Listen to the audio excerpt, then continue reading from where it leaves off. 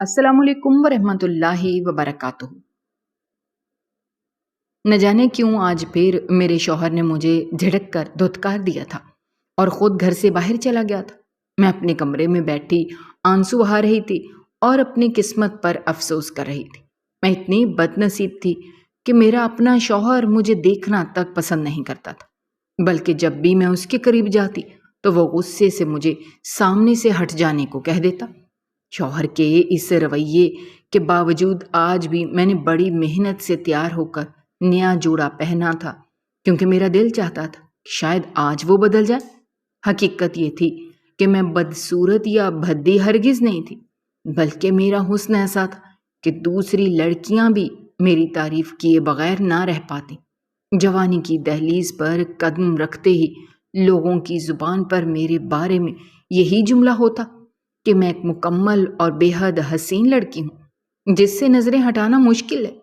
میں ہمیشہ اپنے حسن پر فخر کرتی تھی، مگر شوہر کے مسلسل سرد رویے نے مجھے اس حد تک مجبور کر دیا تھا کہ میں اپنے حسن کو اور زیادہ نکھارنے کے چکر میں ہر وقت میک اپ کرنے لگتی، حالانکہ میرا چہرہ تو بغیر کسی سنگھار کے بھی چمک اٹھتا تھا۔ آج میں نے سرخ رنگ کا جوڑا پہنا تھا جو میری سفید رنگت کو اور زیادہ نمایاں کر رہا تھا۔ اپنے نرم ملائم بال میں نے کھول کر ایک کندھے پر ڈال رکھے تھے، آنکھوں میں کاجل کی موٹی لکیر لگا رکھی تھی جس سے میری سرمئی آنکھیں مزید دلکش لگ رہی تھیں۔ یہ سب کر کے جب میں اپنے شوہر کے پاس جانے لگی تو میرے دل میں یقین تھا وہ آج ضرور میری طرف متوجہ ہوگا اور مجھے نظر انداز نہیں کر پائے گا۔ اسی خیال میں اتنی خوش تھی کہ میرے چہرے پر شرمیلی مسکراہٹ اور ہلکی سی سرخی نمایاں تھی۔ جب میں کمرے میں داخل ہوئی تو وہ حسب معمول منہ پر رومال رکھے ایک کتاب پڑھنے میں مصروف تھا۔ میں نے خوشبو لگا رکھی تھی۔ جیسے ہی اس کے قریب پہنچی تو وہ چونک گیا۔ اس کے چونکنے پر میرا دل خوشی سے بھر گیا، لیکن اگلے ہی لمحے اس نے کتاب زور سے بند کی اور غصے سے میز پر پٹک دی۔ میری خوشی ایک دم خوف میں بدل گئی۔ میں نے صاف محسوس کیا کہ میری تیاری نے اسے خوش کرنے کے بجائے مزید برہم کر دیا ہے۔ میں اپنے دل کی بات کہنے ہی والی تھی کہ وہ کرسی کو ٹھوک کر مارتا ہوا کمرے سے باہر نکل گیا اور مجھے حیرانی اور دکھ کے عالم میں چھوڑ گیا۔ میں سوچتی رہ گئی کہ آخر میرے وجود سے اسے اتنی الجھن کیوں تھی۔ میں تو صرف یہ سوال کرنا چاہتی تھی کہ آخر وہ مجھے کیوں نظر انداز کرتا ہے۔ مجھے اپنے والد کی وہ باتیں بھی یاد آئیں جب انہوں نے شادی کے وقت مجھے تسلی دی تھی کہ لڑکا نیک ہے اور تمہیں دل سے اپنا رہا ہے، اس لیے وہ تمہاری قدر بھی کرے گا۔ انہی باتوں سے میرا یقین بنا تھا کہ میرا شوہر مجھ سے محبت کرتا ہے، مگر شادی کی پہلی ہی رات اس کا رویہ میرے لیے غم کا سبب بن گیا تھا۔ آج بھی جب وہ کمرے چھوڑ کر گیا تو میں اس کے پیچھے چل دی اور سوچ لیا کہ آج ضرور اپنا حق مانگوں گی۔ میں نے ارادہ کر لیا تھا کہ اس سے پوچھوں گی آخر وہ مجھے نظر انداز کیوں کرتا ہے۔ میرے دل میں یہی خیال تھا، شاید میری کوئی حرکت یا بات اسے بری لگی ہے، اسی لیے وہ ایسا کر رہا ہے۔ میں اسے منانے کے لیے بھی تیار تھی اور اپنی نہ ہونے والی غلطی پر معافی مانگنے کے لیے بھی تیار تھی، اور مجھے اندازہ تک نہیں تھا کہ اصل حقیقت کچھ اور ہے۔ میں کمرے سے نکل کر اپنے شوہر کے پیچھے گئی، لیکن وہ کہیں دکھائی نہ دیا۔ میں نے بے چینی سے پورا گھر چھان مارا اور جب حقیقت سامنے آئی تو میرا دل جیسے تھم سا گیا۔ میرا شوہر مجھے چھوڑ کر گھر سے جا چکا تھا۔ یہ لمحہ میرے لیے اذیت اور تذلیل کا باعث تھا، کیونکہ میں اس کے لیے دل سے تیار ہوئی تھی، مگر اس نے میری پرواہ کیے بغیر میرا ہاتھ چھوڑ دیا۔ میرے دل میں بار بار یہ سوال اٹھ رہا تھا کہ آخر مجھ سے کون سا ایسا قصور ہو گیا ہے کہ میں ہر بار رد کی جا رہی ہوں۔ میں کمرے میں واپس آ کر پھوٹ پھوٹ کر رونے لگی، کیونکہ کسی عورت کے لیے نظر انداز ہونا سب سے بڑا دکھ ہے۔ میں بھی ایک عام سی لڑکی تھی جسے محبت اور توجہ کی ضرورت تھی، لیکن میرا شوہر جس طرح مجھے نظر انداز کر رہا تھا وہ میرے لیے جینے کے برابر عذاب تھا۔ میں پوری رات اسی غم میں روتی رہی۔ میں نے ہمیشہ اپنے حسن اور نزاکت کو اپنے ہم سفر کے لیے امانت سمجھا۔ لوگوں کی بے شمار تعریفوں کے باوجود میں نے کبھی کسی غیر مرد کو اپنے قریب نہیں آنے دیا اور نہ ہی کسی کو اپنی محبت کا جواب دیا، کیونکہ میں چاہتی تھی کہ میری محبت صرف میرے شوہر کے لیے ہو۔ مجھے یقین تھا کہ وہ مجھے چاہے گا، مجھے اہمیت دے گا اور کبھی نظر انداز نہیں کرے گا۔ مگر شاید اگر میرا نصیب کوئی عام شخص ہوتا تو وہ میرے جذبات کو سمجھ لیتا، لیکن جس انسان کے حصے میں آئی اس نے پہلے ہی دن میرے دل کو ٹھیس پہنچائی۔ رخصتی کے وقت جب سب کی نظریں مجھ پر تھیں اور دوستوں کی چھیڑ چھاڑ سے میرا دل دھڑک رہا تھا، تب ایک انجانے شخص کے ساتھ زندگی شروع کرنے کا خوف میرے دل میں موجود تھا۔ لیکن میرے ابو نے مجھے حوصلہ دیا۔ میں ابو کی لاڈلی اور سب سے عزیز بیٹی تھی۔ ہم 2 بہن بھائی تھے۔ بھائی کم عمری میں ہی بیرون ملک پڑھنے چلا گیا اور میں ابو کے ساتھ اکیلی رہ گئی۔ ابو ایک کالج میں پڑھاتے تھے۔ انہوں نے ہمیشہ مجھے نرمی اور شفقت دی، اس لیے میرے دل میں یہ ڈر تھا کہیں میرا شوہر سخت مزاج نہ نکلے یا مجھ پر غصہ نہ کرے۔ لیکن ابو نے مجھے یقین دلایا کہ وہ ان جیسا ہی نرم دل اور سمجھدار ہے۔ ابو نے بتایا کہ میرا ہونے والا شوہر ان کا پرانا شاگرد ہے اور وہ اسے اچھی طرح جانتے ہیں۔ میں نے شادی سے پہلے اپنے شوہر کو صرف تصویر میں دیکھا تھا، حالانکہ ہمارے گھر کا ماحول اتنا سخت نہیں تھا، مگر پھر بھی میں جھجکتی تھی اور اس نے بھی مجھ سے ملنے کی خواہش ظاہر نہیں کی۔ جب میں نے شادی کے جوڑے کا ذکر کیا تو ابو نے بتایا کہ میرا شوہر اپنی مرضی سے سوٹ لینا چاہتا ہے۔ میں خاموش ہو گئی، لیکن مجھے اس وقت حیرت ہوئی جب شادی کا جوڑا دینے کے لیے میرا کوئی سسرالی یا عورت نہیں بلکہ میرا دیور آیا تھا۔ وہ دیکھنے میں میرے شوہر کا ہم شکل ہی لگتا تھا اور تھوڑا غور سے دیکھنے پر معلوم ہوتا تھا کہ یہ میرے شوہر کا بھائی ہے۔ میرا دیور بہت ہی خوش مزاج اور ہنس مکھ لڑکا تھا، جو اپنے بھائی یعنی میرے شوہر سے محض 2 سال ہی چھوٹا تھا۔ اس نے مجھے شادی کا سامان دیا، ساتھ ہی یہ بھی بتایا کہ اس کا بھائی بہت شرمیلا سا لڑکا ہے، اس لیے وہ آپ سے نہیں مل رہا، مگر اس نے یقین دلایا کہ شادی کے بعد وہ آپ کا بہت خیال رکھے گا، کیونکہ وہ نیک دل ہے اور اس نے آپ سے پہلے کبھی کسی لڑکی کو میلی آنکھ سے نہیں دیکھا۔ یہ سن کر مجھے تسلی ہوئی تھی، کیونکہ دیور کی باتوں سے مجھے یوں محسوس ہوا تھا کہ میرا شوہر بھی میرے ہی طرح کا انسان ہے۔ شادی کے دن میں ہر خوف بھلا کر جب رخصت ہو کر اپنے شوہر کے گھر پہنچی تو دل میں ایک ہی سوال بار بار گونج رہا تھا کہ میرے استقبال کے لیے کوئی موجود کیوں نہیں۔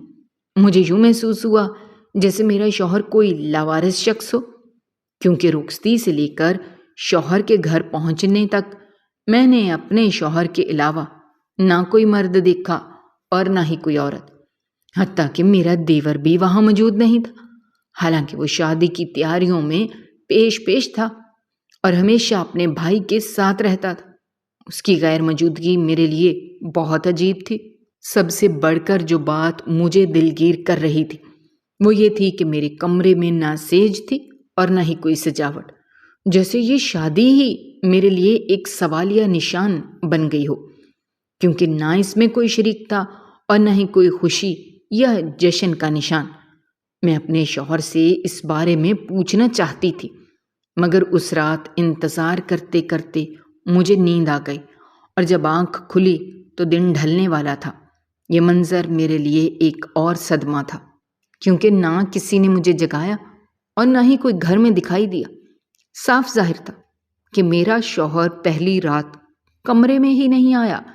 یہ خیال میرے لیے ناقابل یقین تھا کہ میری شادی ہو چکی تھی، مگر میں نے اپنے شوہر کو دیکھا تک نہیں اور نہ ہی اس نے مجھے میرے سنگار اور سجاوٹ میں دیکھا۔ دل کی اداسی میں میں نے زیورات اور لباس بدل کر سادہ کپڑے پہن لیے اور چپ چاپ بیٹھ گئی۔ دن بھر اس سنسان گھر میں تنہائی کاٹتی رہی اور مجھے کچھ سمجھ نہیں آ رہا تھا کہ میرا شوہر کہاں چلا گیا تھا۔ شام ہوتے ہی میں نے اپنے باپ کو فون کیا تاکہ ان سے شکوہ کروں کہ میرا شوہر مجھے کیوں یوں تنہا چھوڑ گیا ہے، مگر ساتھ ہی دل میں یہ گلہ بھی تھا کہ جب کوئی لڑکی بیاہ کر جاتی ہے تو اگلے دن اس کا میکا ناشتہ لے کر اس کے گھر آتا ہے۔ لیکن میری ماں تو پہلے ہی وفات پا چکی تھی اور میرے باپ اور بھائی کے سوا میرا کوئی نہیں تھا۔ میرے باپ نے نہ مجھے دیکھنے کی زحمت کی، نہ ہی ناشتہ بھیجا، بلکہ جب میں نے بار بار فون کیا تو انہوں نے کال تک اٹینڈ نہیں کی۔ میرا بھائی پہلے ہی ملک سے باہر تھا اور ہمارے درمیان کبھی ایسی قربت نہیں رہی تھی کہ وہ میری شادی پر آتا۔ میں دل شکستہ ہو کر بیٹھی رہی، نہ شوہر کا کوئی پتہ تھا اور نہ ہی باپ کی طرف سے تسلی ملی۔ رات ڈھل گئی تو میرا شوہر گھر لوٹا۔ میں نے ہمت کر کے اس سے بات کرنے اور شکایت کرنے کی کوشش کی، مگر اس نے مجھے مکمل طور پر نظر انداز کیا۔ وہ سیدھا کچن میں گیا اور جو کھانا اپنے ساتھ لایا تھا اس میں سے میرا حصہ الگ کر کے برتن میں ڈال کر وہیں رکھ دیا اور خود کمرے میں چلا گیا۔ میں اس کے اس رویے پر حیران رہ گئی، مگر بھوک کی شدت نے مجھے خاموش کر دیا۔ میں کھانا لے کر باہر بیٹھ گئی اور اکیلی کھانے لگی۔ ابھی میں کھانا کھا ہی رہی تھی کہ میرا شوہر اچانک واپس آیا اور ایک چائے کا کپ میرے سامنے رکھ دیا۔ اس سے پہلے کہ میں کوئی بات کر پاتی وہ پلٹ کر دوبارہ اپنے کمرے میں چلا گیا۔ میں تھکی ہاری اور باپ سے رابطہ نہ ہونے کی وجہ سے دل ہی دل میں بوجھل تھی، اس لیے خاموشی سے وہ چائے پی لی۔ چائے پی کر میں اٹھی تاکہ جا کر اپنے شوہر سے بات کروں، مگر اچانک مجھے چکر سا آیا اور میں لڑکھڑاتی ہوئی زمین پر گر گئی۔ جب میری آنکھ کھلی تو میں بستر پر تھی اور دن نکل آیا تھا۔ مجھے کمرے میں یقیناً میرا شوہر لایا تھا، مگر وہ خود اس وقت بھی موجود نہیں تھا۔ تب مجھے پتا چلا کہ اس نے مجھے چائے میں نشہ ملا کر دیا تھا تاکہ میں مزید اس کے سر پر سوار نہ ہوں اور اپنے کمرے میں سوئی پڑی رہوں۔ میرا دماغ الجھنے لگا تھا اور کچھ دن مزید ایسے ہی گزرتے چلے گئے۔ میرے اعصاب چٹکنے لگے تھے۔ میرا باپ جانے کہاں غائب ہو گیا تھا اور شوہر عجیب اجنبیوں جیسا رویہ دکھا رہا تھا۔ تب میں نے تھک ہار کر ایک روز اپنے بھائی کو کال کر دی۔ میں اس سے مدد مانگنا چاہتی تھی۔ مجھے امید تھی میری پریشانی سن کر وہ مجھے میرے ابو کے بارے میں بتاتا اور میرے شوہر سے بھی بات کرتا، مگر اس نے کال پر جو بتایا وہ میرے سر پر پورے گھر کی چھت گرا گیا تھا۔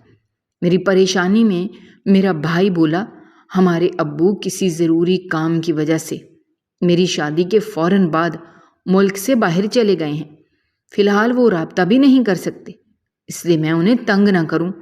اور جب میں نے شوہر کا رویہ بتایا تو وہ بولا، تمہارے پاس اب ایک وہی شخص ہے جس کے پاس تمہیں رہنا ہے، اس لیے اسے تنگ مت کرو اور جیسے وہ رہ رہا ہے اسے رہنے دو، وہ تم پر کوئی ظلم نہیں کر رہا، تو ایسے حالات میں اتنا ہی کافی ہے۔ میرا بھائی اپنی بات کر کے کال کاٹ گیا تھا، جبکہ میں مجسمہ بن کر بیٹھی رہ گئی تھی۔ میرے باپ کا ایسا کون سا کام تھا کہ وہ یوں اچانک چپ چاپ چلا گیا اور رابطہ بھی نہیں کیا؟ مجھے تب شدت سے رونا آیا تھا۔ میری زندگی اچانک ہی الجھ کر رہ گئی تھی۔ کچھ دن تو میں نے رو دھو کر گزار دیے، مگر پھر مجھے اپنے شوہر کا یوں دور دور رہنا کھٹکنے لگا۔ میں عام سی لڑکی نہیں تھی۔ شادی کے بعد بھی مجھ سے جیسے شوہر گریز برت رہا تھا، مجھ سے وہ برداشت نہیں ہو رہا تھا۔ میں اپنے شوہر کو متوجہ کرنے کے لیے آہستہ آہستہ پورا گھر سنبھالنے لگی۔ میرا شوہر پہلے روز سے بنا بنایا کھانا گھر لاتا تھا، اس لیے میں نے گھر میں کھانا بنانا شروع کر دیا تھا۔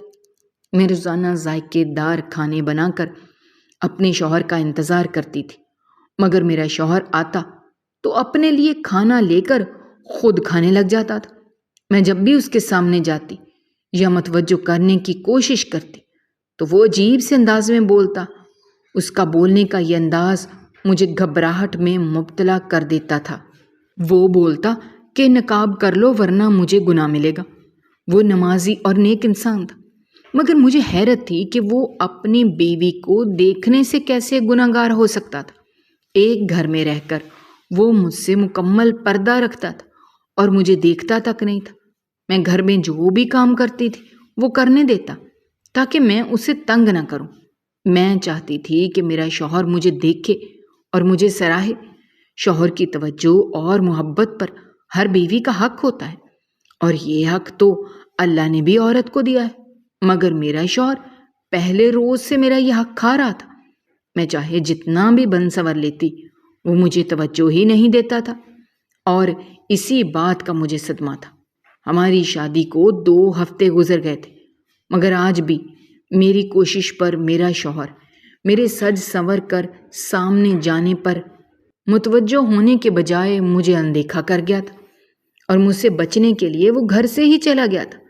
میں اپنے شوہر کی اس بے حسی پر ماتم کناسی اپنے کمرے میں پڑی رہی تھی۔ میں اپنی خوبصورتی کے باوجود شوہر کی توجہ نہیں پا سکی تھی، اور اس بات پر مجھے لگنے لگا کہ میں دنیا کی سب سے ناکام عورت ہوں۔ زندگی میں پہلی بار مجھے پچھتاوا ہونے لگا کہ کاش میں اس انسان سے شادی کرنے کے بجائے اپنے چاہنے والوں میں سے کسی کو چن لیتی، تو شاید آج میری زندگی الگ ہوتی اور میں اپنے شوہر کی محبت اور توجہ میں خوشگوار زندگی گزار رہی ہوتی۔ مجھے نہ جانے کس گناہ کی سزا مل رہی تھی۔ میں اتنی ایمانداری سے زندگی گزارنے کے بعد بھی اکیلی رہ گئی تھی۔ میرا دکھ بانٹنے کے لیے کوئی اپنا بھی میرے پاس نہیں تھا۔ میں نے وہ رات بھی روتے ہوئے گزاری، اور صبح اٹھی تو سوچ لیا کہ میں اپنے شوہر سے 2 ٹوک بات کروں گی۔ اگر میرا شوہر مجھے قبول نہیں کر رہا تھا تو میں طلاق لینے کو تیار تھی۔ میں نے اس روز گھر کا کوئی کام نہیں کیا تھا۔ مجھے لگا کہ اس بات پر میرا شوہر مجھ سے ضرور سوال کرے گا، مگر میرا شوہر آج بھی حسب معمول صبح کے وقت ہی گھر سے نکلا اور سارا دن واپس ہی نہیں آیا تھا۔ صاف لگ رہا تھا کہ وہ مجھ سے بچ رہا تھا، اور میں مزید ایسی بے قدری برداشت نہیں کر سکتی تھی۔ اس لیے 2 ٹوک بات کرنے کا سوچ کر اپنے شوہر کا انتظار کرنے لگی۔ شام ہوئی تو بھوک سے میرا برا حال ہونے لگا۔ میں کچن میں اپنے لیے کھانا بنانے گئی تو عین اسی وقت میرا شوہر گھر آ گیا، اور آتے ہی اپنے معمول کے مطابق میرا سامنا کیے بنا اپنے کمرے میں بند ہو گیا۔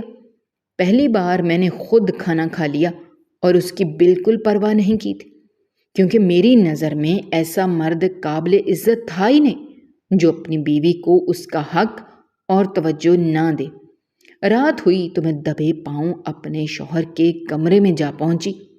اس وقت میرا شوہر عشاء کی نماز ادا کر رہا تھا۔ رات کی نماز وہ میری وجہ سے گھر میں ہی پڑھتا تھا، کیونکہ شادی کے بعد شروع کے دنوں میں نے اس کی توجہ حاصل کرنے کے لیے جھوٹ بول دیا تھا کہ مجھے رات کے وقت اکیلے میں ڈر لگتا ہے۔ اس کے بعد سے وہ عشاء کی نماز گھر میں ادا کرتا تھا، مگر مجھے اپنے کمرے میں نہیں آنے دیتا تھا۔ میں چاہتی تھی کہ وہ نماز ادا کر کے فارغ ہو تو اس کے سونے سے پہلے میں بات کر لوں، مگر جب میں کمرے میں گئی تو حیران رہ گئی، کیونکہ میرا شوہر تو نماز ادا کر کے پہلے سے سو چکا تھا۔ میں نے موقع سے فائدہ اٹھاتے ہوئے لائٹ جلائی اور اپنے شوہر کے سامنے چلی گئی۔ جاگتے ہوئے یا دن کے وقت میرے شوہر میرے سامنے آنے سے گریز برتتا تھا اور اپنا چہرہ بھی چھپا لیتا تھا، اس لیے اسے سویا ہوا پا کر میں نے پہلی بار اس کا چہرہ دیکھا تو میرے ہوش اڑ گئے تھے، کیونکہ وہ میرا شوہر تھا ہی نہیں۔ اگر وہ کوئی انجان شخص ہوتا تو میں اسے اپنا شوہر مان بھی لیتی، مگر سامنے موجود مرد کو میں اچھے سے جانتی تھی، اور یہی بات میرے اوسان خطا کر گئی تھی۔ میں نے اپنی شادی کا تقریباً 1 ماہ اس انسان کے ساتھ گزارا تھا جو میرا شوہر نہیں تھا۔ میں اچانک حواس کھوتے ہوئے دھڑام سے زمین پر گر گئی۔ شاید میں دماغی طور پر بہت کمزور ہو چکی تھی، یا پھر میرے اعصاب کو یہ جھٹکا بہت شدت سے لگا تھا، اس لیے میں تاب نہیں لا سکی اور بے ہوش ہو گئی تھی۔ میں ہوش میں آئی تو مجھے ایک دم سب یاد آیا۔ میں جھٹکے سے اٹھ کر بیٹھ گئی۔ کمرے میں کوئی موجود نہیں تھا۔ میں سمجھ گئی میرے بے ہوش ہونے پر اس نے جاگ کر مجھے بستر پر سلا دیا ہوگا، مگر خود ہمیشہ کی طرح غائب ہو گیا تھا۔ میں سر ہاتھوں پر گرائے رونے لگی۔ مجھے لاڈ پیار سے پالنے والے باپ نے میرے ساتھ یہ کیا کر دیا تھا؟ مجھے لگا میں بھری دنیا میں اکیلی ہو گئی ہوں۔ خاوند بیوی جیسے اتنے پاکیزہ رشتے کو استعمال کیا گیا تھا اور میرا بھی سراسر استحصال ہوا تھا۔ اگر مجھے اندازہ ہوتا کہ شادی کے نام پر میرے ساتھ کیا ہونے والا ہے تو شاید اس روز رخصت ہونے کے بجائے میں خود کو ختم کر لیتی۔ دکھ کی بات تو یہ تھی کہ اب میں نہ کسی سے سوال کر سکتی تھی، نہ ہی کسی کو بتا سکتی تھی۔ بھائی کا نمبر میں اس روز بات ہونے کے بعد غصے میں ڈیلیٹ کر چکی تھی، اور اگر وہ نمبر موجود ہوتا تو تب بھی مجھے یہی لگتا کہ شاید میرا بھائی مجھ پر یقین ہی نہ کرتا، یقیناً مجھے ہی پاگل یا غلط سمجھ لیتا۔ مگر میں ایسی خاموش بھی نہیں رہ سکتی تھی۔ میں اپنے شوہر کو ڈھونڈنا چاہتی تھی۔ مجھے اپنے شوہر کا نام یاد تھا، کیونکہ نکاح کے وقت میں نے اپنے شوہر کا نام بہت اچھے سے سنا تھا۔ میں شادی کے بعد سے کبھی اس گھر سے باہر نہیں نکلی تھی، لیکن دل میں یقین تھا کہ اگر میں گھر سے باہر جا کر ارد گرد کے لوگوں سے اپنے شوہر کے بارے میں پوچھوں تو ضرور کوئی نہ کوئی مجھے حقیقت بتا دے گا۔ اسی سوچ کے تحت ایک دن میں نے خالی گھر کا فائدہ اٹھاتے ہوئے بیرونی دروازہ کھولا اور گلی میں جھانکا تو دیکھا کہ ساتھ والے گھر کے دروازے سے ایک عورت باہر نکل رہی تھی۔ مجھے دیکھ کر وہ چونک گئی اور میں نے جھجکتے ہوئے اسے آواز دی اور کہا کہ میں اس سے کچھ پوچھنا چاہتی ہوں، کیا وہ اسی محلے میں رہتی ہے؟ وہ عورت نرمی سے مسکرا کر بولی کہ ہاں، یہ میرا گھر ہے، اور اگر تم چاہو تو اندر آ جاؤ، ہم بیٹھ کر آرام سے بات کر لیتے ہیں۔ میں فوراً اس کے ساتھ اس کے گھر چلی گئی۔ اس عورت نے مجھے بٹھایا اور بات شروع کی کہ ہم سب محلے والے سوچ رہے تھے کہ اس گھر میں آنے والی لڑکی شاید لوگوں سے ملنا جلنا پسند نہیں کرتی، اسی لیے کبھی باہر نہیں نکلی۔ اس کی بات سن کر میرا دل بھر آیا، میری آنکھوں میں آنسو تیرنے لگے، کیونکہ میں اسے کیا بتاتی کہ میں پچھلے کئی دنوں سے کس کرب میں جی رہی تھی۔ باتوں باتوں میں اچانک میں نے اس عورت سے اپنے شوہر کے بارے میں پوچھ لیا تو وہ میرے شوہر کے نام پر ٹھٹک گئی اور مجھے اس طرح دیکھنے لگی جیسے میرے سوال پر اسے یقین ہی نہ آیا ہو۔ میں نے اس کی حیرت کی وجہ پوچھی تو وہ کچھ بے یقینی سے بولی، کیا تمہیں نہیں معلوم کہ وہ کہاں ہے؟ اس کے لہجے نے مجھے اندر تک ہلا دیا۔ میں نے خوفزدہ ہو کر نفی میں سر ہلایا۔ تب اس عورت نے جو سچ بتایا اس نے میری روح کو چیر کر رکھ دیا۔ وہ بولی، تمہارا شوہر تو اپنی شادی سے ایک دن پہلے ہی ایکسیڈنٹ میں جاں بحق ہو گیا تھا اور وہ موقع پر ہی دم توڑ گیا تھا۔ ہم سب کو اس کی جوان موت کا بہت صدمہ ہوا تھا۔ یقین نہیں آتا کہ وہ اب اس دنیا میں نہیں رہا۔ وہ عورت افسوس اور دکھ کے ساتھ جانے کیا کچھ کہتی رہی، مگر میں جیسے پتھر کی مورت بنی بیٹھی رہی، کیونکہ میرا شوہر مر چکا تھا اور مجھے خبر تک نہ ہوئی۔ نکاح ہماری شادی سے 3 دن پہلے سادگی سے ہوا تھا، اور اگر وہ شادی سے ایک دن پہلے دنیا سے رخصت ہو گیا تھا تو پھر وہی میرا شوہر تھا، اور اس کی موت کے بعد میں بیوہ ہو کر اپنے سسرال آ گئی تھی۔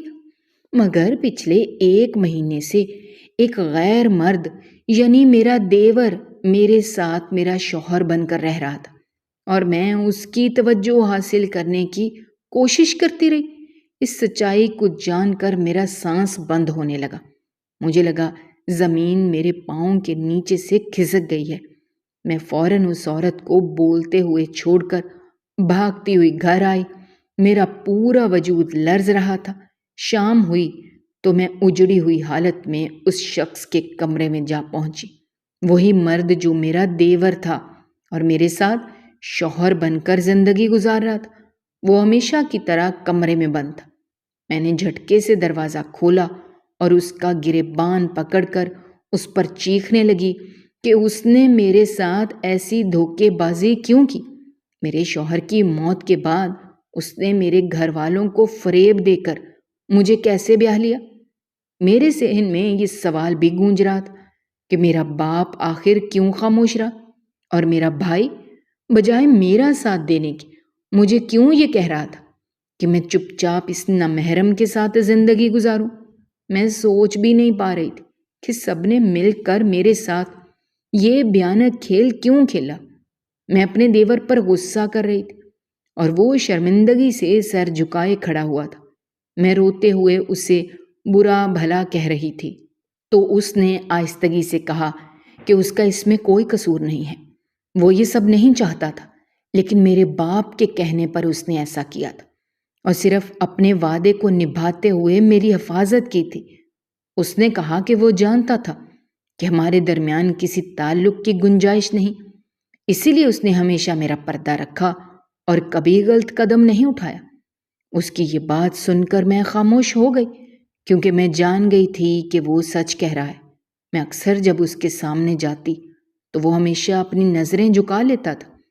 میرے رونے پر اس نے بتایا کہ ان کے ماں باپ حیات نہیں تھے اور وہ دونوں بھائی اس گھر میں رہتے تھے۔ اس کا بھائی میرے باپ کا شاگرد تھا، اور جب حادثے میں میرے شوہر کی موت ہوئی تو میرا دیور صدمے سے ٹوٹ گیا، لیکن اگلے ہی روز اس نے خود کو سنبھالا اور میرے باپ کے پاس جا کر سب کچھ بتایا کہ اس کا بھائی مر چکا ہے اور اب شادی کرنا ممکن نہیں ہے۔ مگر اس وقت میرا باپ پہلے ہی ایک اور مصیبت میں پھنسا ہوا تھا۔ میرے باپ نے اسے بتایا تھا کہ ان کے کالج میں ایک لڑکے کو جب میری طرف سے سزا دی گئی تو وہ لڑکا بدقسمتی سے دل کا مریض نکلا، اور سزا کے دوران ہی وہ لڑکا دل کا دورہ پڑنے سے مر گیا تھا۔